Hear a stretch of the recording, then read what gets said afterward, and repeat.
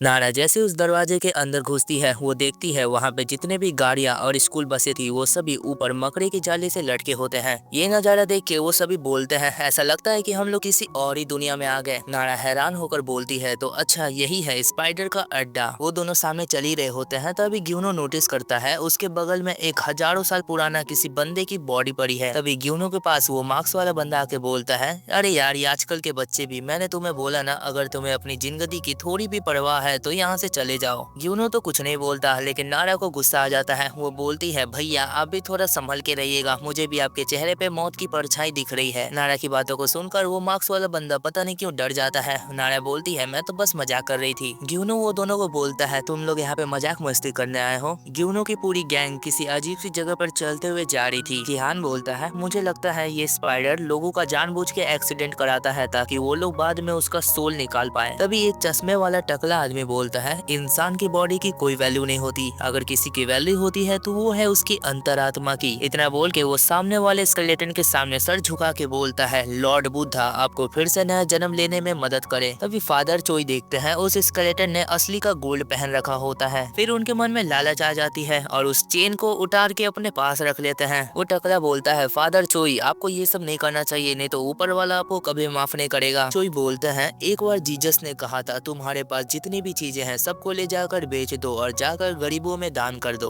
Father चोई बोलते हैं मैं इस गोल्ड चेन को अच्छे कामों के लिए इस्तेमाल करूंगा। लेकिन तभी स्केलेटन के सर को छेदता हुआ एक बड़ा सा मकड़ी बाहर निकलता है। वो स्पाइडर अचानक से फादर चोई का गला पकड़ लेता है। वो चिल्ला रहे होते हैं कोई तो मदद करो मेरी। ग्यूनो की मॉम और किहान भी ये सब देख रहे होते हैं लेकिन तब तक बहुत देर हो जाती है। वो मकड़ी फादर चोई को पूरा का पूरा निगल जाता है। वो लोगों ने चारों तरफ से उस मकड़ी को घेर लिया होता है। उस मकड़ी के मुंह के अंदर से फादर चोई की आवाज आती है the name of the Father and Son and the Holy Spirit. इतना बोलते ही वो उस मकड़ी को बीच से फाड़ देता है। नारा बोलती है वो उसने तो उसको बीच से ही फाड़ दिया। फादर चोई अपना हाथ जोड़ के प्रे करते हुए बोलते हैं परमेश्वर की शक्ति से शैतान और दुनिया में घूमने वाली सभी बुरी आत्माओं को नर्क में डाल दो। ग्यूनो की मॉम बोलती है वो ये काफी इम्प्रेसिव था, एक पुजारी जो कि बहुत ज्यादा ताकतवर है और लोगों को इंस्पायर भी करता है। तभी वहाँ पे अचानक से बहुत सारे मकड़ियों का झुंड आ जाता है। वो पुजारिन बोलती है सभी लोग तैयार हो जाओ, यहाँ पे और भी ज्यादा मकड़ियाँ हैं। वो व्हाइट बालों वाला आर्मी मैन अपने टीममेट को इशारे करते हुए बोलता है जब तक वो लोग टाइम बर्बाद कर रहे हैं हम लोग जाके स्पाइडर के बॉस को खोजते हैं। फिर जॉनसन घोस्ट अंधेरे में छुप के 9-2-11 हो जाते हैं। ग्यूनो बोलता है ये मकड़ियाँ तो बहुत सारी है, नारा तुम थोड़ा दूर रहना। वो मार्क्स वाला बंदा ग्यूनो को साइड करके बोलता है हे बच्चे तू मेरे बीच में आ रहा है, हमारे बीच में आना बंद कर। ग्यूनो उसकी तरफ देख के बोलता है क्या तू सच में सीरियस है, तेरे पास एटीट्यूड तो बहुत है, देखते हैं तू क्या कर पाता है। तभी वो सारी मकड़ियाँ उनके ऊपर अटैक करना स्टार्ट कर देती हैं। वो टकला पुजारी एक मंत्र बोलता है मांदाला लोटस प्योरिटी। इतना बोलते ही वो अपना उंगली नीचे करता है जिसकी वजह से वहाँ पे एक बहुत बड़ा लोटस का साइन बन गया होता है और साथ ही साथ एक ओम का पवित्र चिन्ह भी देखने को मिलता है जिसकी ताकत से वहाँ पे एक बहुत पावरफुल शील्ड बन जाता है जैसे कि हांडो भी करता है। फादर चोई बोलते हैं अब टाइम है भगवान को दिखाने का हम उनके प्रति कितने प्रिय हैं। इतना बोलते ही वो उन स्पाइडर के ऊपर अटैक करके बोलता है भगवान ने हमें ताकत दी ताकि हम बुराइयों को खत्म कर सके। फादर चोई उन सभी स्पाइडर को बिल्कुल कुत्ते की तरह मार रहे थे। तभी एक बुढ़ा जिसने अपने हाथ में तीर धनुष पकड़ रखा होता है वो बोलता है फादर चोई आप थोड़ी देर साइड हटना। तो फादर चोई जैसे ही साइड में हटते हैं वो अपने तीर को धनुष में लगाकर मंत्र बोलता है मौत की आग में समा जाओ। इतना बोलते ही वो उस तीर को छोड़ देता है। उसका तीर सीधे रॉकेट की तरह जाकर उन सभी स्पाइडर को बीच से फाड़ देता है। उस तीर के लपटों में वो सभी स्पाइडर जल रहे होते हैं। उन सभी स्पाइडर के ऊपर से बहुत सारा तालिस्मान आके उनके ऊपर गिरने लगता है। वो मार्क्स वाला बंदा ही काउंटडाउन करता है 3, 2, 1 फायर। उसके इतना बोलते ही वहाँ पर एक न्यूक्लियर विस्फोट हो जाता है। फादर चोई बहुत ज्यादा थक गए होते हैं। वो बोलते हैं ये साले मरते क्यों नहीं, इनकी संख्या तो बहुत ज्यादा है। वो सभी स्पाइडर उस शील्ड को तोड़ के उसके अंदर भी घुसना स्टार्ट कर देते हैं। नारा घबराकर बोलती है ग्यूनो ये देखो शील्ड तो टूट रही है। ग्यूनो भी मजे से बोलता है हाँ हाँ वो तो मैं भी देख रहा हूँ। फिर ग्यूनो अपने मन में सोचता है क्या मैं इन बच्चों की थोड़ी सी मदद कर दूं। वो टकला पुजारी उस पुजारिन से बोलता है मास्टर क्या ये अभी तक तैयार नहीं हुआ, मेरा मांदाला शील्ड टूट रहा है। वो पुजारिन कुछ करने का ट्राई कर रही होती है लेकिन उसके पसीने छूट रहे होते हैं। वो लगातार मंत्र बोले जा रही थी प्लीज हमारी मदद करिए, कम फोर्थ हमारी मदद करिए। वो सारे स्पाइडर शील्ड को तोड़ते हुए अंदर घुसना स्टार्ट कर देते हैं। वो टकला गुस्से से बोलता है मेरा शील्ड सामने से टूटना स्टार्ट हो गया। मार्क्स वाला बंदा चिल्ला के बोलता है, मास्टर आप क्या कर रही हैं, जल्दी करिए। वो पुजारिन अपनी पूरी जान लगा के चिल्ला के बोलती है, बस थोड़ी देर और। लेकिन तब तक बहुत देर हो चुकी थी। वो सारे स्पाइडर उस पुजारिन के ऊपर अटैक करना स्टार्ट कर देते हैं। लेकिन तभी उनके बीच में अपनी थंडर पावर लेके कोई आ जाता है। ग्यूनो बड़े सैवेज तरीके से बोलता है, मिसेस पुजारिन आपको जितना समय लेना है ले लीजिए। इतना बोल के ग्यूनो आराम से चलते हुए उन स्पाइडर के बीच में जाता है। कसम से ये पैनल देख के घूसबम्स आ गया। ग्यूनो बोलता है, अब टाइम है भेड़िया पार्टी का, जो कि अंधेरे को मिटा के रख देगा। फिर ग्यूनो अपने थंडर वुल्फ को बाहर निकालता है। फिर ग्यूनो उस अटैक को उन मकड़ियों के ऊपर छोड़ देता है। लिटरली उस एक अटैक से वहाँ पे जितनी भी मकड़ियाँ थी वो सभी राख में बदल गई। वो इलेक्ट्रिकल वुल्फ आसमान में अपने दहाड़ मार रहा था। लिटरली उस अटैक को देख के ग्यूनो की मॉम गिहान और उस पुजारिन वहाँ पे जितने भी लोग थे वो सभी के पास बोलने के लिए कोई वर्ड ही नहीं बचता। और हाँ, वो मार्क्स वाला बंदा जो अभी तक बहुत हीरो बन रहा था वो चौंकते हुए बोलता है, इतना डिस्ट्रक्टिव पावर किसी के अंदर भला कैसे हो सकता है। फादर चोई बोलते हैं, ये मैंने अभी क्या देख लिया, ये तो छोटा पैकेट बड़ा धमाका है। अब लगता है हमारा समय आ गया है रिटायरमेंट लेने का। तभी ग्यूनो नीचे देखता है, उसके पिछवाड़े पे किसी ने पेंसिल दे मारा होता है। वो अपने पीछे से पेंसिल निकाल के बोलता है, हे नारा क्या तुम्हारा दिमाग खराब हो गया है। नारा बोलती है, प्लीज मुझे माफ कर दो, गलती से मिस्टेक हो गई। नारा अपने मन में बोलती है, मैं तो सोच रही थी मैं ग्यूनो की मदद कर देती हूँ, लेकिन मेरा निशाना चूक गया। ग्यूनो गुस्से से बोलता है, तुम सच में एक बच्ची ही हो, कब बड़ी होगी। ये सुन के नारा बोलती है, क्या बोला तुमने, क्या मैं अभी घर भाग जाऊँ। गिहान आकर नारा को दिलासा देता है, कोई बात नहीं, गलतियाँ सबसे होती है, हमें उसे सुधारना चाहिए, बस फर्क इतना है तुम उसे सुधारती नहीं हो। उसकी बातें सुनकर तो नारा डिप्रेशन में ही चली जाती है। और सभी के सभी लोग ग्यूनो की तरफ ही देखे जा रहे थे। ग्यूनो सोचता है, कहीं मैंने कुछ ज्यादा तो नहीं कर दिया। वो लंबे बालों वाली पुजारिन ग्यूनो से कुछ बोलना तो चाह रही थी, लेकिन तभी ग्यूनो की मॉम ग्यूनो के पास आती है। वो उससे बोलती है, अपने आप को थोड़ा संभालो, ये बहुत ज्यादा खतरनाक हो सकता है। यहाँ पे जितने भी लोग हैं वो सभी हंटर्स हैं। फिलहाल अभी के लिए तो हम लोग एक ही तरफ है, लेकिन अगर उन लोगों को पता चल गया कि हम लोग कौन हैं, तो फिर वो लोग हमारा भी शिकार करने से पीछे नहीं हटेंगे। ग्यूनो जब नारा की वो पेंसिल को घूर रहा होता है तब उसे एक फ्लैशबैक आती है, जब ग्यूनो की मॉम उन लोगों को बता रही थी कि हंटर्स का एरो हमेशा बुरी शक्तियों की ओर जाते हैं, मतलब कि इविल एनर्जियों के ऊपर अट्रैक्ट होते हैं। ग्यूनो अपने हाथों को देखकर सोचता है, क्या यही वजह है कि नारा का एरो मेरी तरफ आया, क्योंकि मेरे पास इविल एनर्जी है। ग्यूनो अपने हाथों को छुपाकर बोलता है, मैं ये सब के लिए पहले ही तैयार था। ग्यूनो वो लोगों की तरफ थम्स अप करके बोलता है, चिंता मत करो, मैं बिल्कुल ठीक हूँ। वो मार्क्स वाले बंदे को लगता है कि ग्यूनो उसका मजाक उड़ा रहा है। पुजारिन बोलती है, कोई ना, वो लड़का क्यूट तो है, ये देखना बहुत मजेदार रहेगा कि कौन उस स्पाइडर को पकड़ेगा। ग्यूनो की मॉम उस पुजारिन को ताना मारते हुए बोलती है, क्या तुम्हारे लिए ये एक खेल है, अभी तो तुम मरने वाली थी। और हाँ, वो लड़का ग्यूनो हमारी टीम का सबसे कमजोर आदमी है। वो पुजारिन बोलती है, मिसेस किम ओरान, मैंने आपके बारे में बहुत कुछ सुना है। ग्यूनो की मॉम बोलती है, हाँ सुना तो होगा ही, क्योंकि मैं इस फील्ड में बहुत ज्यादा ही फेमस हूँ। वो पुजारिन बोलती है, नहीं नहीं, मुझे लगता है आपने कुछ गलत सुना है। वो लोग कहते थे आप जहाँ भी जाती है तबाही मचाती रहती हैं। लेकिन तभी ग्यूनो की मॉम नोटिस करती है, एक सेकेंड, वो जंक्शन घोस्ट वाले कहाँ चले गए। ग्यूनो की मॉम गुस्से से बोलती है, वो कमीने घोस्ट वाले सारा का सारा इनाम खुद में ही रखना चाहते हैं। उसके बाद वापस सीन जंक्शन घोस्ट में ही आता है, जहाँ पे वो दौड़ते हुए स्पाइडर के बॉस को खोज रहे होते हैं। तभी उसका चेला बोलता है, मास्टर मैंने उसे खोज लिया। वो अपने दूरबीन से देखता है तो वो बताता है वो एक फूड स्टोरेज है, जहाँ पे वो मकड़ियाँ इंसानों को पकड़ के रखती हैं। एक स्पाइडर दो आदमियों को खींचते हुए उस स्टोरेज के अंदर लेके जा रही थी। वो दोनों इंसान हंस रहे थे। वो अपने जेब से एक लड़की की फोटो निकाल के बोलता है, तुम्हें क्या लगता है ये लड़की अभी तक जिंदा होगी। वो व्हाइट बाल वाला बंदा बताता है, इस लड़की के ऊपर पूरे 6 बिलियन वॉन की बाउंटी है, मतलब कि स्पाइडर वाले से 5 गुना ज्यादा। उसका चेला बोलता है, तो हम लोग उस स्पाइडर को क्यों खोज रहे हैं, चलिए एक काम करते हैं, इस लड़की को खोजते हैं, अगर वो जिंदा नहीं भी होगी तो उसकी बॉडी को ले जाकर क्लाइंट को दे देंगे, कम से कम 2 बिलियन वॉन तो मिल ही जाएंगे। तभी उन दोनों के पीछे से मकड़ियों की रानी आ जाती है।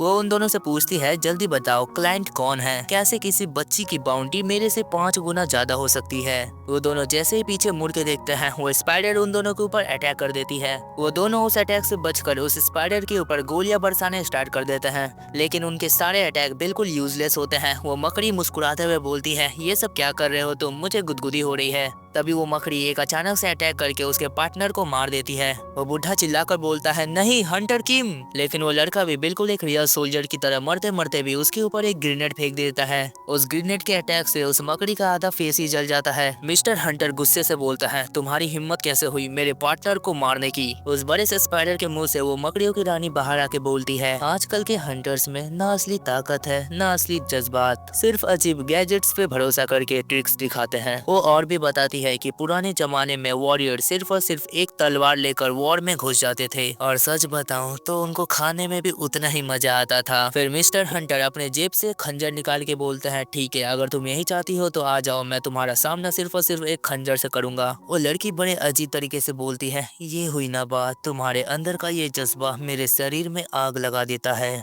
इतना बोल के वो दौड़ के उसके पास जाने लगती है। मिस्टर हंटर अपने हाथ में रेडियो मॉन्टेनर लेके बोलते हैं, तुम तो काफी रोमांटिक बातें करती हो, लेकिन क्या तुम मेरे रोमांस को संभाल पाओगी? इतना बोलते ही वो उस बटन को दबा देते हैं, जिससे वहाँ पे उन्होंने जो ट्रैप बिछाया था वो फट जाता है। वो पूरा निशाना बिल्कुल उसके ऊपर लगा था, जिससे उसके पूरे चीथड़े उड़ जाते हैं। मिस्टर हंटर उनके ऊपर गोलियां चलाना भी स्टार्ट कर देते हैं, लेकिन तभी वो स्पाइडर अपने टेंटिकल से मिस्टर हंटर के दोनों हाथों को घायल कर देते हैं। वो मकड़ियों की रानी उसके चेहरे को सहलाते हुए बोलती है, जंक्शन घोस्ट, तुमने मुझे बहुत डिसअपॉइंट किया, तुम तो अपने जबान के भी पक्के नहीं हो। मिस्टर हंटर बोलते हैं, चिंता मत कर, जल्दी ही मेरे साथी आएंगे और तुम्हें खत्म कर देंगे। वो बोलती है, हाँ हाँ मुझे पता है, इसलिए तो मैंने दरवाजा बिल्कुल खुला छोड़ दिया। और एक ईविल मुस्कान के साथ बोलती है, मैं तो हमेशा से हंटर्स का इंतजार करती हूँ क्योंकि वो खाने में बहुत टेस्टी होते हैं। फिर वो अपने पॉइजन वाले टेंटिकल से मिस्टर हंटर के सर के अंदर घुसा देती है, जिससे उनका माइंड ब्रेन वॉश हो जाता है। वो भी बिल्कुल अजीब तरह से मुस्कुराने लगते हैं। उसके बाद सीन उन मकड़ियों के फूड स्टोरेज पे शिफ्ट होता है।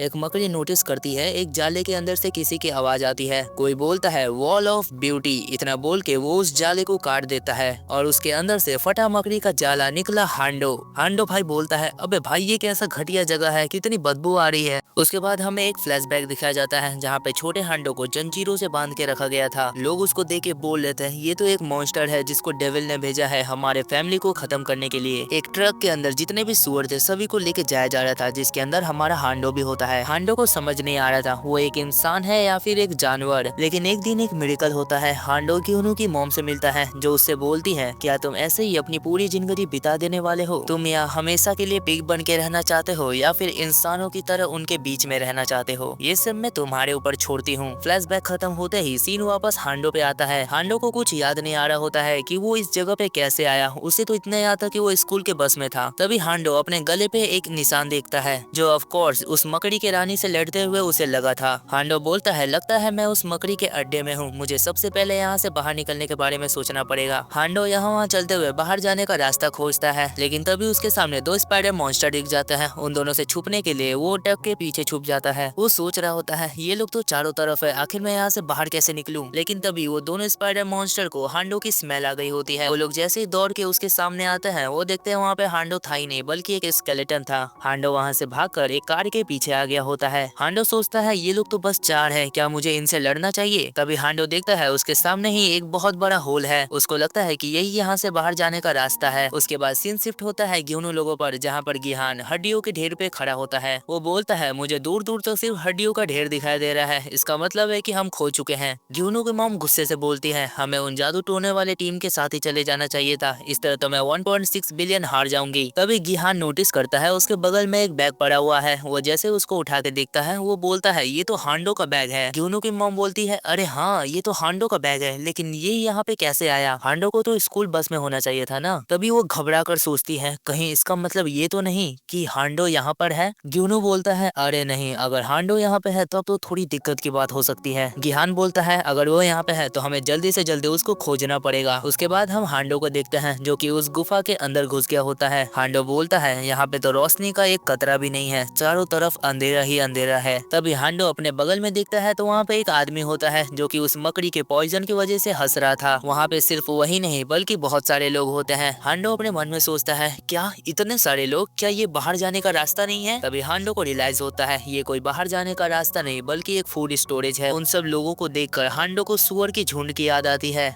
ये सब सोच के हांडो बहुत ज्यादा डर जाता है। वो सोचता है, मुझे जल्दी यहाँ से बाहर निकलना पड़ेगा। हांडो उस जगह से निकल के भाग ही रहा होता है, तभी देखता है उसके बगल में वही लड़की है जो उसको बस में मिली थी। उस लड़की पे पॉइजन का असर धीरे धीरे कम हो रहा था। वो लड़की मदद के लिए चिल्ला रही थी, लेकिन हांडो उसका मुंह बंद करके उसे शांत रहने को बोलता है। तभी उस गुफा के अंदर से मकड़ियों की रानी भी आ जाती है। वो आके बोलती है, कौन है वो बेवकूफ जो यहाँ पर आके शोर मचा रहा है? ऐसा लगता है कि मेरे पॉइजन का असर धीरे धीरे कम हो रहा है। फिर वो मिस्टर हंटर को नीचे फेंक देती है। हांडो उसको देख के एक कार के पीछे छुप गया होता है। वो सोचता है, अरे नहीं, इसको भी अभी ही आना था। हांडो के बगल का एक बंदा जोर जोर से हंस के बोलता है, प्लीज मुझे यहाँ से बाहर निकालो। उसके बाद वो मकड़ियों की रानी उसका गला पकड़ के उठा लेती है। वो बोलती है, ऐसा लगता है मेरे पॉइजन का असर तुमसे धीरे धीरे कम हो रहा है। देखो तो जरा तुम कितने तेजी से कांप रहे हो। फिर वो बोलती है, वैसे भी अब मैं लड़ाई करके थक गई हूँ, अब मुझे बहुत तेज भूख लगी है। इतना बोलते ही वो उस आदमी के बॉडी से उसका कंकाल बाहर निकाल देती है। वो कंकाल सीधे आके हांडो के बगल में गिरता है, जिसे देख के उसकी तो फट जाती है। फिर वो मकड़ियों की रानी उस आदमी को जिंदा ही निगल जाती है। वो अपने उंगलियों को चाटते हुए बोलती है, जैसा कि मैंने सोचा था, नॉर्मल इंसान अपने आत्मा के बिना थोड़े बहुत फीके लगते हैं। ये सब देखने के बाद हांडो एक ही चीज बोलता है, व्हाट द हेल, अगर मैं इसके हाथ में पड़ गया तो ये पक्का मेरा भी यही हाल करेगी। वो बोलता है, मैं इस मकड़ियों की रानी से जीत नहीं पाऊंगा, मुझे जल्दी से यहाँ से भागना पड़ेगा। हांडो जैसे ही वहाँ से भागता है, उसके पीछे लगातार इंसानों की हड्डियों की बारिश हो जाती है। लेकिन तभी हांडो भागते भागते बीच में ही रुक जाता है। उसको ग्यूनो की मॉम की बातें याद आने लगती है, जो कह रही थी, क्या तुमने अपनी जिंदगी का यही गोल सेट किया है? क्या तुम इससे आगे बढ़ना नहीं चाहते? तभी वो मकड़ियों की रानी उस लड़की को भी उठा लेती है। वो उसको देख के बोलती है, अरे ये तो वही 6 बिलियन वाली लड़की है। वो इतना बोलती ही है, तभी उसके मुंह पे खींच के एक मुक्का पड़ता है, जो नो डाउट हांडो ने मारा होता है। हांडो अपने हाथ में शील्ड बनाकर बोलता है, मैं ये सब और ज्यादा नहीं देख सकता। ये बोल के वो उसके मुंह पे एक और मुक्का मार देता है। हांडो हैरानी के साथ सोच रहा होता है, क्या मैंने उसको सच में मार दिया? तभी उसको सामने से एक आवाज आता है। वो मकड़ियों की रानी बोल रही होती है, ये तो बिल्कुल एक सरप्राइज था, तूने तो मुझे चौंका ही दिया। हांडो मुंह बनाकर बोलता है, जैसा कि मैंने सोचा था, ये तेरे जैसे बदसूरत मकड़ी के लिए काफी नहीं था। वो मकड़ी गुस्से से अपने दांतों को चबाते हुए बोलती है, तूने बदसूरत किसे कहा? वो मकड़ी हैरानी के साथ उसे पूछती है, ये पॉसिबल भी कैसे हो सकता है? मैंने तेरे ऊपर अपने पॉइजन का यूज किया था, फिर तू कैसे इतने आराम से चल फिर सकता है? हांडो अपने गले पे हाथ रख के बोलता है, अरे हाँ, वो पॉइजन, माफ करना बदसूरत लड़की, मेरे ऊपर कोई पॉइजन का असर नहीं होता। वो मकड़ी गुस्से से बोलती है, घटिया लड़के कहीं के, अब तू मुझे गुस्सा दिला रहा है। मैं अब और तेरी ये बदतमीजियां नहीं सहने वाली, मैं तेरे मुंह को पकड़ के काट के रख दूंगी। हांडो अपना हाथ ऊपर करके बोलता है, बकवास बंद कर बदसूरत मकड़ी, मैं तुझे सिर्फ 5 सेकंड में ही हरा दूंगा। वो मकड़ी बोलती है, वाह, मुझे तेरा ये जज्बा बहुत पसंद आया, चलो देखते हैं तू क्या उखाड़ पाता है। इतना बोल के वो हांडो के ऊपर अपने टेंटिकल से अटैक कर देती है। हांडो अपने शील्ड का यूज करके बच तो जाता है, लेकिन उसका टेंटिकल उसके अंदर घुस गया होता है। हांडो अपने मन में बोलता है, मैंने जोश जोश में बोल तो दिया 5 सेकंड, लेकिन ये तो मुझे एक झटके में ही मारने का प्लान बना रही है। फिर वो मकड़ी एक और अटैक करती है, जिससे हांडो का शील्ड टूट जाता है और वो दूर जाके गिरता है। हांडो अपने आप को संभालते हुए बोलता है, अगर ये इसी तरह मेरे ऊपर अटैक करते रही तो ये मेरे बॉडी को 2 टुकड़ों में कर देगी। मुझे इससे लड़ने के लिए अपने बैरियर को 2 टुकड़ों में करना होगा और साथ ही साथ अपने बैरियर की मजबूती को भी 2 गुना करनी पड़ेगी। वो मकड़ी बोलती है, क्या तू इसलिए यहाँ पे इतना दिखावा कर रहा था क्योंकि तुझे अपने उस 2 रुपए वाले शील्ड पे बहुत ज्यादा भरोसा था? लेकिन क्या करे, वो तो मेरी अटैक के कारण बिल्कुल शीशे की तरह टूट गया। हांडो बोलता है, क्या तू बेवकूफ है कि तुझे लगता है मैं अपने बैरियर पे भरोसा करता हूँ? तू बिल्कुल गलत है, मैं अपने आप पे भरोसा करता हूँ, बस तू वेट कर, मैं तुझे सिर्फ 5 सेकंड में हरा दूंगा। वो मकड़ी उसके ऊपर अटैक करके बोलती है, बकवास बंद कर, 5 सेकंड कब के गुजर चुके हैं, अब मुझे अपनी असली ताकत कब दिखाने वाला है? वो मकड़ी अपने टेंटिकल से उसके ऊपर अटैक करती है, लेकिन हांडो अपने 2 बैरियर से उसको रोक लेता है। वो बोलता है, बैरियर का स्ट्रेंथ बढ़ चुका है और मैं एक टाइम पे सिर्फ 2 ही बैरियर बना सकता हूँ। जब मेरे दोनों बैरियर टूटेंगे उसके बाद का मूवी डिसाइड करेगा कि कौन जीतेगा। वो मकड़ी बोलती है, क्या तू अभी भी खुद को रोक रहा है? लेकिन अभी भी मेरे लिए ये सिर्फ कांच के टुकड़े ही है। इतना बोल के वो उसके ऊपर एक बहुत खतरनाक अटैक करती है, लेकिन हांडो उस अटैक से बच के उसके ऊपर आ गया होता है। मकड़ी बोलती है, कमाल है, तो तूने उस अटैक को डॉज कर लिया। हांडो बड़े ही सेड्यूस तरीके से बोलता है, अब तू मेरे प्यार में पागल हो जाएगी। हांडो भाई की खूबसूरती को देख के वो लड़की भी एक सेकंड के लिए सोच में पड़ गई। हांडो बोलता है, अब फंसी मकड़ी खुद के ही जाल में। इतना बोल के वो अपने दोनों हाथ से ताली बजाता है, जिससे हांडो का शील्ड उस लड़की के मुंह को चारों तरफ से कवर कर लेता है। हांडो मौके का फायदा उठा के उसके पेट में खींच के एक लात दे मारता है। उस लड़की को उस लात से दर्द तो हुआ होता है, लेकिन वो फिर भी बोलती है, तुम सच में सोचते हो कि ये सब घटिया ट्रिक मेरे ऊपर काम करेगी? ये बोलते ही वो हांडो के शील्ड को तोड़ देती है, लेकिन वो शील्ड के अंदर भी एक और शील्ड होता है। वो मकड़ी गुस्से से बोलती है, ये सब क्या हो रहा है? हांडो बोलता है बेवकूफ मकड़ी कहीं की, वो एक डबल बैरियर है। ये बैरियर तो शुरू से ही मेरी एक चाल थी। फिर हांडो अपने दोनों हाथों में शील्ड इकट्ठा करता है और बोलता है अब जो होने वाला है ये मेरा असली अटैक होगा।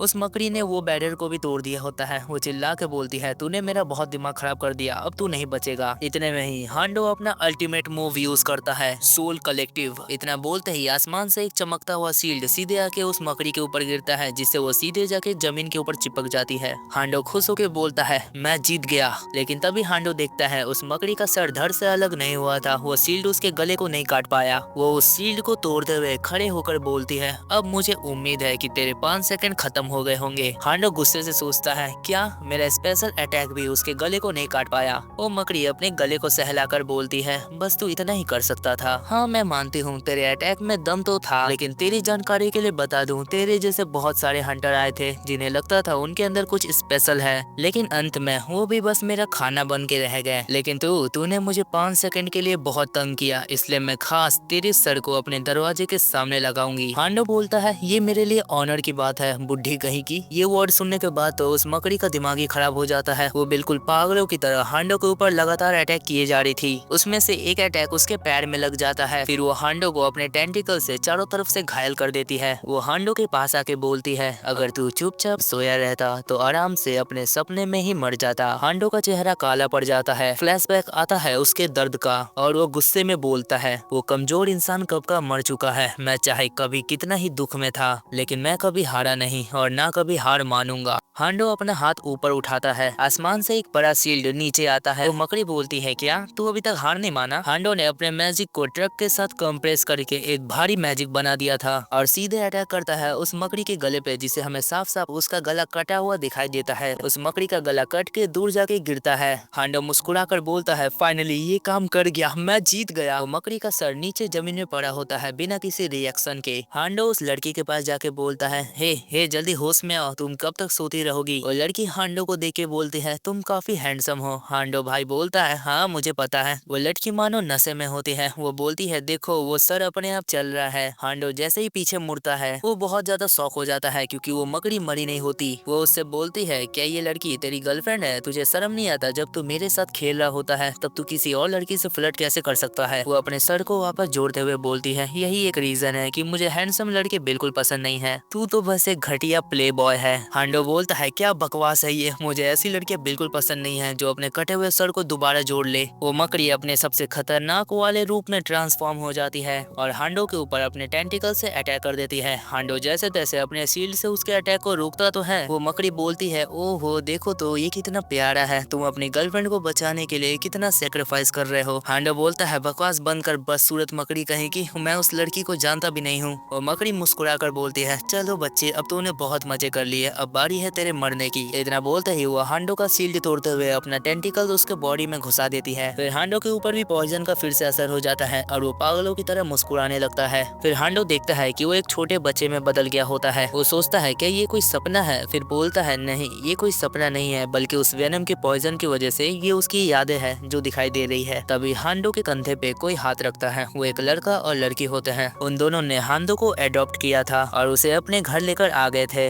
हांडो बता रहा होता है फाइनली उसको एक फैमिली मिल गई थी और सब कुछ बिल्कुल परफेक्ट चल रहा था। लेकिन एक दिन वो दोनों कपल को एक लड़की होती है। वो दोनों हांडो को बताते हैं कि ये तुम्हारी छोटी बहन है। उस दिन के बाद से वो दोनों कपल अपने बच्ची को ही ज्यादा प्यार देने लगे। वो लोग साथ में डिनर भी करते थे तो हांडो को दूर बैठा के रखते थे, मतलब कि अब उन्हें हांडो की कोई जरूरत नहीं थी, उनका काम बन गया था। लेकिन एक दिन अचानक से हांडो ट्रांसफॉर्म होकर अपने असली रूप में आ जाता है। हांडो का वो रूप को देख के वो दोनों कपल बहुत ज्यादा डर जाते हैं और हांडो को उठाकर एक पिंजरे के अंदर बंद कर देते हैं। 3 दिन हो गए थे उन्होंने हांडो को ना खाना दिया था ना पानी, बस दिन रात उसे मारते रहते थे और उस पिंजरे के अंदर बंद करके फेंक दिया था। हांडो को याद आ रहा था कैसे उस दिन वो एडॉप्ट हुआ था और उसके फैमिली ने उसे गोद लिया था। ये सब सोच के वो रो ही रहा था, तभी वहाँ पर हांडो की बहन आ जाती है। वो बोलती है भैया क्या आपको भूख लगा है, ऐसा करके वो अपना खाना हांडो को देती है। लेकिन तभी उसकी मम्मी आ जाती है और उसे उठाकर वहाँ से ले जाने लगती है। हांडो देखता है उसके अंदर खाना नहीं बल्कि एक चाबी होता है उस पिंजरे का। वो अपने सारे जंजीरों को खोल के उस जगह से बाहर भाग जाता है और तभी बीच रास्ते में उसको एक ट्रक दिखता है जिसके अंदर सुअर ही सुअर भरे पड़े थे। हांडो सोचता है ये एक अच्छा जगह होगा जहाँ पे वो खुद को छिपा सकता है। हांडो रोते हुए बोलता है उस दर्दनाक जीवन से अच्छा तो मैं सुअर बन के जीवन बिताना पसंद करूंगा। तभी हांडो वापस से प्रेजेंट में आता है और उस स्पाइडर को बोलता है, तू कुतिया कहीं की, तेरी इतनी हिम्मत, तूने मुझे फिर से वो घटिया यादें याद दिलाने की कोशिश की। वो मकड़ी बोलती है, क्या बात है, आजकल मेरे वेनम का असर बड़ा कम हो रहा है, तू फिर से कंट्रोल में नहीं आया। फिर वो हांडो को धक्का मार के दूर फेंक देती है। हांडो अपने शील्ड से खुद को बचाने का कोशिश करता तो है, लेकिन वो शील्ड को तोड़ के हांडो के ऊपर अटैक कर देती है। उस मकड़ी ने हांडो को मार मार के लेटा दिया होता है। फिर बोलती है, मुझे अब पूरा यकीन है कि अब तुझे तेरी औकात दिख गई होगी। हांडो जमीन में पड़ा पड़ा बोलता है, मुझे शुरू से पता था कि मैं तुझे हरा नहीं सकता था, लेकिन फिर भी मैंने खुद को फोर्स किया तेरे से लड़ने के लिए। जिस आदमी ने मुझे हिम्मत दी, उसने मुझे कहा था कि मैं इंसानों की तरह लाइफ जीना सीखूं या फिर एक सुअर की तरह ऐसे ही पड़ा रहूं। और अभी भी बिल्कुल वही सिचुएशन है, या तो मैं सुअर की तरह शिकार बन के तेरे पेट में चला जाऊं, या फिर मैं बिल्कुल एक वॉरियर की तरह हार ना मानकर शहीद हो जाऊं। तो अब तो सोचने की कोई बात ही नहीं रही है, मैं बिना लड़े हार तो बिल्कुल नहीं मानने वाला। तभी वो हांडो के सीने पे अटैक करके उसके अंदर से उसकी आत्मा निकालने का ट्राई करती है। हांडो के मुंह से खून निकल जाता है। वो चिल्ला के बोलता है, अब मैं मरने वाला हूँ। लेकिन तभी उस स्पाइडर के मुंह पे एक जोरदार मुक्का पड़ता है। ग्यूनू की मॉम चिल्ला के बोलती है, तू घटिया स्पाइडर कहीं की, तेरी हिम्मत कैसे हुई हमारे हांडो को हाथ लगाने की।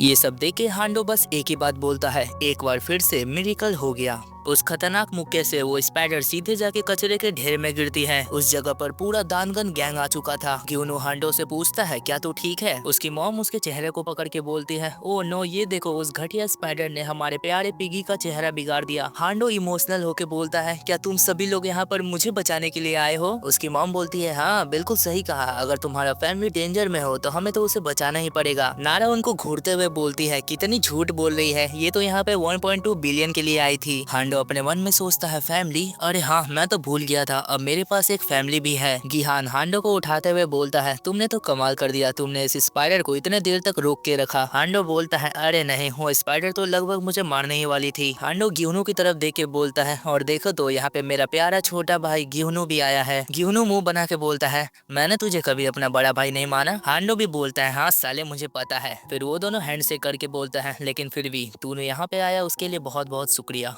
नारा उन दोनों के प्यार उन दोनों के भाईचारा को देख के बहुत ज्यादा खुश हो रही थी। वो स्पाइडर की रानी खड़े होते हुए बोलती है, इतने दिनों बाद फाइनली मुझे एक वर्थी ओपोनेंट मिला। मैंने अपनी पूरी लाइफ में इतना ज्यादा स्पिरिचुअल पावर वाला हंटर नहीं देखा। ग्यूनो की माँ मुस्कुरा कर बोलती है, हाँ कॉम्प्लीमेंट के लिए थैंक्स, मुझे पता है मैं बहुत ज्यादा कूल हूँ। वो स्पाइडर बोलती है, अबे हट, मैं तेरे बारे में बात नहीं कर रहा था, मैं उस लड़की के बारे में बात कर रहा हूँ जो तेरे पीछे छुपी है। नारा के अंदर से एक अलग ही ऑरा निकल रहा था। वो स्पाइडर बताती है, मैंने अपने पूरे 800 साल में इतना खतरनाक स्पिरिचुअल पावर नहीं देखा था, लेकिन कुछ भी हो, तेरे नरम नरम हड्डियों को चबाने में बहुत ज्यादा मजा आएगा। उसकी बातों को सुन के नारा बहुत ज्यादा डर जाती है, लेकिन ग्यूनू का दिमाग बहुत ज्यादा खराब हो जाता है। वो बोलता है, अगर तूने ऐसा कुछ करने का सोचा भी, मैं तुझे अपने हाथों से मसल के रख दूंगा। तभी एक मकड़ी मॉन्स्टर अपने ऊपर किसी कंकाल को बैठाकर लेके आ रहा होता है। गिहान सोचता है, अब ये बेवकूफ मकड़ी क्या करने का सोच रही है। वो मकड़ी मुस्कुरा कर बोलती है, तो तुम लोगों ने इसे देख ही लिया, ये मेरा 9th हस्बैंड है। जब ये मिलिट्री एग्जाम में पास हो गया था तब इसने मुझे धोखा दे दिया था। इतना बोल के वो अपने हाथ से इवोनगिकुई टाइप की किसी चीज को निकालती है और उस स्केलेटन के अंदर डाल देती है, जिसके बाद वो स्केलेटन वापस से जिंदा हो जाता है। वो मकड़ियों की रानी अपनी पूरी सेना को बुला के बोलती है, या तो लड़ो या फिर मरो, जाओ मेरे स्पाइडर बच्चों, उस लड़की को पकड़ के मेरे पास लेके आओ। वो स्केलेटन दौड़ते हुए ग्यूनू की तरफ बढ़ता है, लेकिन ग्यूनू उसके ऊपर इलेक्ट्रिकल चार्ज दे मारता है, लेकिन ग्यूनू के थंडर पावर का उस डेड बॉडी स्केलेटन पे कोई असर नहीं पड़ता। फिर वो स्केलेटन अपने तलवार से ग्यूनू के ऊपर अटैक करता है, लेकिन उसकी मॉम उसको बचा लेती है। वो बोलती है, मैं इस हड्डी पहलवान को संभालती हूँ, तुम जाके उस मकड़ियों की रानी को पकड़ो। ग्यूनू वहाँ से दौड़ के जा ही रहा होता है, तभी वो घबरा कर देखता है कि नारा के ऊपर बहुत सारे मकड़ियों ने अटैक कर दिया है, लेकिन हांडो अपने शील्ड का यूज करके उन सभी को पास आने से रोक रहा होता है। नारा भी अपने पेंसिल से उन सभी को मारने का ट्राई कर रही होती हैं, लेकिन वो सभी संख्या में बहुत ज्यादा होते हैं। हांडो बोलता है, नारा तुम अटैक करते रहो, मेरा शील्ड इतनी आसानी से बिल्कुल नहीं टूटेगा। हांडो उसको बोलता है, तुम्हें मेरे पे भरोसा है ना? नारा बोलती है, हाँ मुझे तुम पे भरोसा है, ये पैनल बिल्कुल नॉर्मल दिखाई दे रहा है ना, लेकिन हमारे ग्यूनू के नजरिए से देखो ये कैसा दिखाई दे रहा है। ग्यूनू को लगता है वो लोग इतने खतरनाक सिचुएशन में ये वाली हरकतें कर रहे हैं, मतलब कि दोनों रोमांटिक हो रहे हैं। ग्यूनू गुस्से से चिल्ला के बोलता है, सुअर कहीं के, ये तू क्या कर रहा है। इतना बोल के वो वहाँ पे जितने भी मकड़ी थे सबको मार मार के उनका कुत्ता बना देता है। फिर वो नारा के पास आके बोलता है, इस सुअर पे भरोसा बिल्कुल मत करना, लेकिन तुम मेरे ऊपर पूरा भरोसा कर सकती हो। ये दोनों को बिल्कुल समझ नहीं आ रहा होता है आखिर इसको हो क्या गया है, ये क्या कुछ भी बोले जा रहा है। फिर नारा नोटिस करती है ग्यूनो का हाथ ट्रांसफॉर्म होने लगा था। ग्यूनो डायरेक्ट उस मकड़ी को चैलेंज देता है, तू कब तक दूर से देखती रहेगी, यहाँ पर आकर मेरा सामना कर। वो मकड़ी उसके ऊपर अटैक करके बोलती है, मेरे रास्ते से दूर हट जा बच्चे। ग्यूनो भी अपना पंच उसके पंच में दे के मारता है। ग्यूनो के 2.5 किलो के हाथ से उस मकड़ी के नाजुक हाथ का कचुम्बर बन जाता है। वो मकड़ी अपने हाथ को देख ही रही होती है, तभी अचानक से ग्यूनो उसके मुंह पे एक मुक्का दे मारता है। वो मकड़ी जमीन में लेटे लेटे बोलती है, तू कुछ ज्यादा हवा में नहीं उड़ रहा क्योंकि तूने बस मेरा हाथ तोड़ दिया। फिर वो मकड़ी पीछे से अपना टेंटिकल ग्यूनो के बैक में घुसा देती है। हांडो हैरान होकर बोलता है, अरे नहीं, अब ग्यूनो के ऊपर उसका पॉइजन का असर हो जाएगा। लेकिन ग्यूनो को उसके अटैक से घंटा फर्क नहीं पड़ता, वो तो मस्त मजे में मुस्कुरा रहा होता है। मुस्कुराते हुए ग्यूनो बोलता है, अराइज। फिर उसके अंदर का बीस्ट बाहर आ जाता है। ग्यूनो अपना कंट्रोल अपने बॉडी से खो देता है।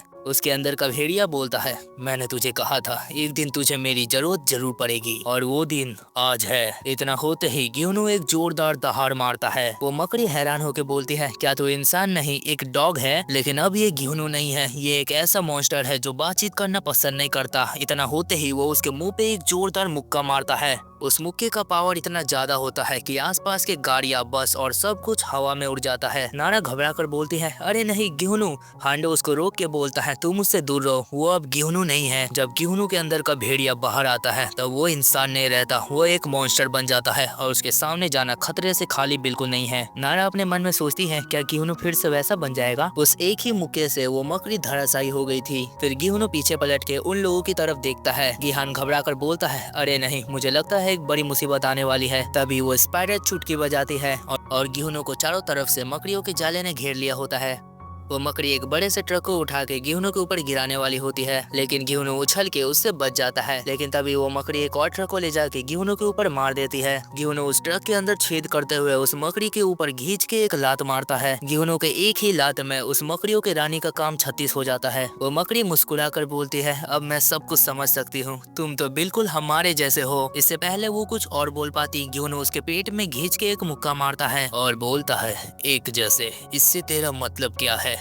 तू बस एक शिकार है और मैं एक शिकारी। ग्यूनो के इस एक डायलॉग में ऑरा की बारिश हो जाती है। बस मकड़ी को याद आने लगता है वो कैसे इंसानों को एक शिकार समझती थी और खुद को एक शिकारी। वो मकड़ी ग्यूनो के ऊपर अपने टेंटिकल से अटैक करके बोलती है, मैं नहीं, तू मेरा शिकार है। लेकिन ग्यूनो उसके टेंटिकल को हाथों से पकड़ता है और उखाड़ देता है और फिर लगातार उसके पूरे बॉडी को चीर फाड़ करना स्टार्ट कर देता है। वो मकड़ी डर के मारे भीख मांग रही होती है, प्लीज ऐसा मत करो, हम लोग तो एक ही साइड में हैं। बहुत जल्द एक नया दुनिया बनेगा जहाँ इंसानों के ऊपर डार्कनेस रूल करेगा। तुम हमारा साथ दो, तुम्हें और ज्यादा खुद को छिपाने की जरूरत नहीं है। ग्यूनो उसकी बातों को सुन के थोड़ी देर रुक जाता है। वो मकड़ी अपने मन में सोचती है, ये रुक गया, इसका मतलब मैं इसे अपनी तरफ कर सकती हूँ। वो मकड़ी बताती है, हम दोनों मिलके पूरी दुनिया पे राज करेंगे लॉर्ड पंगबेक के साथ। वो जैसे ही पंगबेक का नाम लेती है, ग्यूनो उसके मुंह पे एक जोरदार मुक्का मारता है और उसके अंदर से इवॉन गिक्वी को बाहर निकाल लेता है। ग्यूनो उस इवॉन गिक्वी को देखता है और उसे चाटने जा ही रहा होता है। तभी उसकी मॉम चिल्ला के बोलती है, नहीं ऐसा मत करना। लेकिन ग्यूनो अपना बड़ा सा मुंह खोल के उसके रस को निचोड़ने लगता है। तभी उसकी मॉम दौड़ के आकर उसको पकड़ लेती है, लेकिन ग्यूनो उनका हाथ बहुत धीरे से ही पकड़ता है।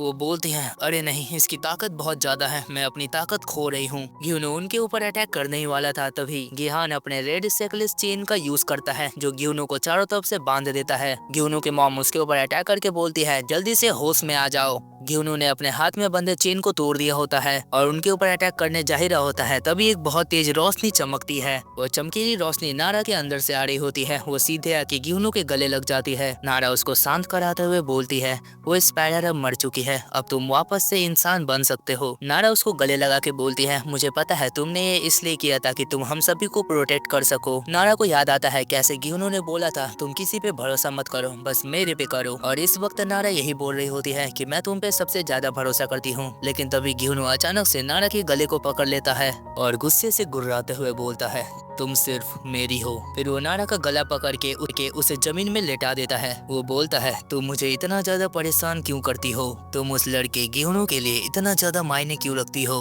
तुम बस मेरे लिए एक चमकती हुई शिकार हो। बंगबेक, वो चूहा और ये स्पाइडर, कोई भी तुम्हें मुझसे दूर नहीं ले जा सकता। तुम सिर्फ मेरी हो। इतना बोल के वो उसे चाटने वाला होता है। ये सब देख के गिहुनू की मॉम शर्मा जाती है। गिहान बोलता है, ये बेवकूफ लड़का क्या कर रहा है? ये तो हमारी नाक कटा देगा। तभी गिहुनू के पीठ पे कोई तीर दे मारता है, जिससे उसके पीठ पे बहुत बड़ा धमाका हो जाता है। लेकिन गिहुनू अभी भी नारा को प्रोटेक्ट कर रहा होता है। हम देखते हैं वहाँ पर जादू टोना टीम भी आ चुकी होती है। वो लोग बोलते हैं, यहाँ पर आखिर एक स्पाइडर की जगह एक भेड़िया क्या कर रहा है? तभी उस मार्क्स वाले बंदे को रियलाइज होता है, अरे ये भेड़िया तो वही बंदा है जो थोड़ी देर पहले हीरो बन रहा था। वो पुजारिन बोलती है, अच्छा तो वो लड़का एक भेड़िया है, तभी वो इतना ज्यादा ताकतवर था। फिर वो पुजारिन अपने गार्डियन डिग्निटी को बाहर निकाल लेती है। गिहुनू की मॉम शौक होते हुए बोलती है, ये तो एक स्पिरिट ऑफ जनरल है। वो पुजारिन गिहुनू की तरफ देख के बोलती है, मुझे साफ साफ इस लड़के के अंदर से मॉन्स्टर वाली ऑरा फील हो रही है। ये भेड़िया बहुत ज्यादा खतरनाक है, जल्दी से सब इसे खत्म कर दो।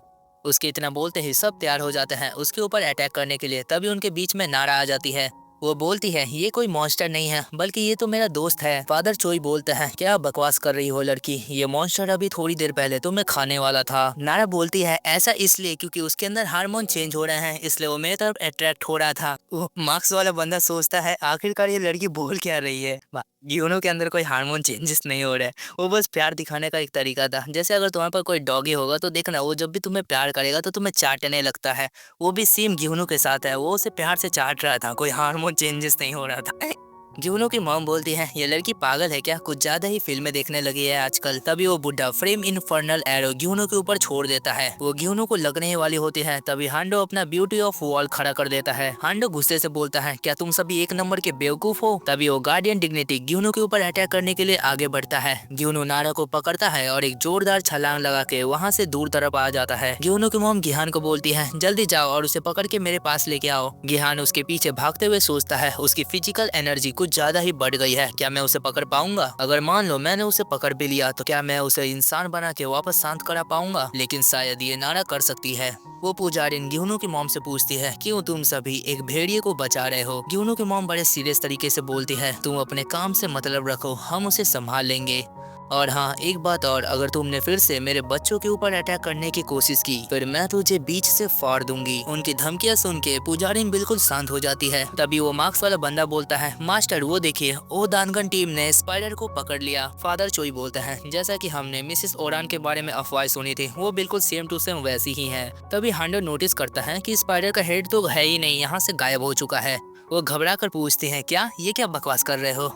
वो घबरा कर सोचती हैं, अगर उसका सर नहीं मिला तो मेरे 1.2 बिलियन वॉन चले जाएंगे। हांडो को कुछ समझ नहीं आता, क्या 1.2 बिलियन वॉन? तभी वो लोग देखते हैं उनके पीछे से वो मकड़ी पतली गली से भाग रही होती है। वो मकड़ी बोलती है, अगर मैंने एक और ईवन गिक्वी को खा लिया तब मैं फिर से रिवाइव हो जाऊंगी। वो सभी उसका मजाक उड़ाते हुए बोलते हैं, देखो तो जरा इसको, ये एक मकड़ी कम कॉकरोच ज्यादा लग रही है। वो मकड़ी गुस्से से बोलती है, कौन है वो कमीनी जो मेरे जैसे सुंदर मकड़ी को कॉकरोच बुला रहा है? तभी उस मकड़ी के सर पे कोई चाकू दे मारता है। वो और कोई नहीं, मिस्टर हंटर होता है। वो बोलते हैं, अब बताओ तुम्हें मेरे खंजर का स्वाद कैसा लग रहा है? और मुस्कुरा कर बोलते हैं, अब तो तुम्हें पता ही चल गया होगा मैं कितना ज्यादा रोमांटिक हूँ। गिहुनो की मॉम गुस्सा करते हुए बोलती है, जंक्शन घोस्ट कमीने कहीं के, तुम फिर से आ गए हमारा शिकार चुराने के लिए। मिस्टर हंटर बोलता है, शांत हो जाइए मिसिस किम, मैं बस अपने पार्टनर का रिवेंज लेने के लिए आया था। फिर वो उस स्पाइडर के सर को उनको वापस दे देता है। गिहुनो की मॉम शौक होके बोलती है, मुझे लगता है तेरा तबीयत खराब हो गया है, तूने अपनी सारी की सारी बाउंटी मुझे दे दी। तेरे जैसा कमीना इंसान भला इतना सुंदर कैसे हो सकता है? मिस्टर हंटर अपने मन में बोलते हैं, हाँ हाँ जो बोलना है बोल लो, असली डील तो वो लड़की है। वो उस लड़की की तरफ देखते हुए बोलते हैं, अगर मैंने इस लड़की को वापस कस्टमर के पास छोड़ दिया तो मुझे 6 बिलियन वॉन मिलेंगे। मिस्टर हंटर ताली बजा के बोलते हैं, तो हमने स्पाइडर को मार दिया, अब इसका मतलब जो भी बचे हुए लोग हैं उनको रेस्क्यू करने का टाइम आ चुका है। फिर वो उस लड़की को उठा के अपने साथ ले जाने लगते हैं। वो पुजारिन बोलती हैं, जंक्शन घोस्ट लोगों को बचा रहा है, वो भी बिना बाउंटी के, वाह क्या बात है। गिहुनो की मॉम बोलती है, शाबाश तुम्हारे अंदर तो इंसानियत आ गई जंक्शन घोस्ट, तो अब देर किस बात की, चलो और भी लोगों को बचाते हैं। पुजारिन मुस्कुराकर बोलती है, ऐसा लगता है ये बस पैसों के पीछे नहीं आई थी। फादर चोई बोलते हैं, अरे हमें और लोगों की जरूरत है, यहाँ पे बहुत सारे लोग हैं। और दरवाजे की दूसरी तरफ गोंग चाई मुस्कुराते हुए बोलता है, ऐसा लगता है वो लोग बाहर आ रहे हैं। उस दरवाजे के अंदर से निकल के सभी के सभी लोग बाहर आ रहे थे। गोंगचा मुस्कुराकर बोलता है, ये लोग वो सबसे ताकतवर टीम है जिनको मैंने सेलेक्ट किया है।